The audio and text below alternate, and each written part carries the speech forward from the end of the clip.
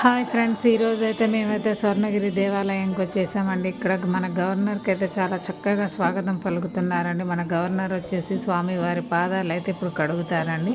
మరి కొద్దిసేపట్లో మనమైతే గవర్నర్ వచ్చేస్తున్నారు, చూద్దామండి. రండి ఫ్రెండ్స్.